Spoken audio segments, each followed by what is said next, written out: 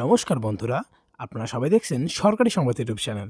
বন্ধুরা, আপনাদের মধ্যে যারা ইতিমধ্যে শ্রম কার্ডটা বানিয়েছেন, তাদের জন্য কিন্তু এই মুহূর্তে একটি দারুণ সুখবর আসলো।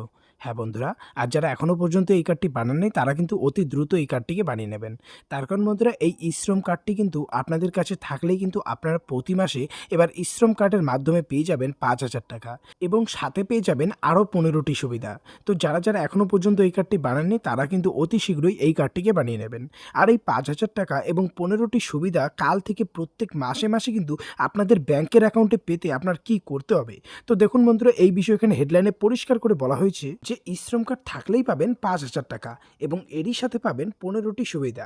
এই সুবিধাগুলি পেতে হলে কি কাগজপত্র লাগবে, কারা এই সুবিধাগুলি পাবেন এবং কারা পাবেন না, এই সবকিছু কিন্তু আজকের এই ভিডিওটির মাধ্যমে জানিয়ে দেব। তবে তার আগে বন্ধুরা, যদি আপনারাও চান যে শ্রম কার্ডের মাধ্যমে আপনাদেরও ব্যাংক অ্যাকাউন্টে এই ৫,০০০ টাকা সাথে ১৫টি সুবিধা দেওয়া হোক, তাহলে কিন্তু সবার প্রথমে ভিডিওটিকে একটি লাইক করে দেবেন।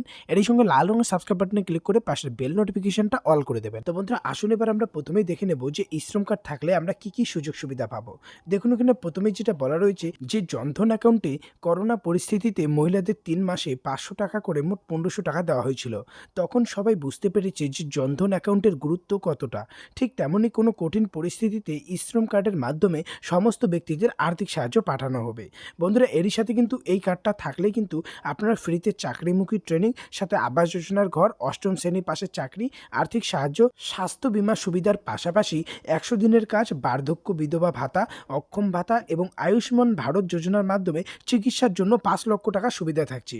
এছাড়াও বন্ধুরা, শ্রম কার্ডের মাধ্যমে কিন্তু এই কার্ডটা থাকলে প্রধানমন্ত্রী সুরক্ষা বীমা যোজনার আওতায় এককালীন ২ লক্ষ টাকা পর্যন্ত আপনারা পেয়ে যেতে পারেন।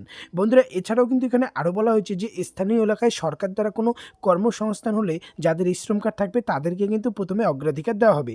এছাড়াও খরা, বন্যা, মহামারীর মতো পরিস্থিতিতে সরকার দ্বারা শ্রম কার্ডের মাধ্যমে শ্রমিকদের অ্যাকাউন্টে সরাসরি আর্থিক সাহায্যটা পৌঁছে দিয়ে দেবে। বন্ধুরা, এবারে দেখুন নিচে বলা রয়েছে যে শ্রম কার্ডের অসুবিধা।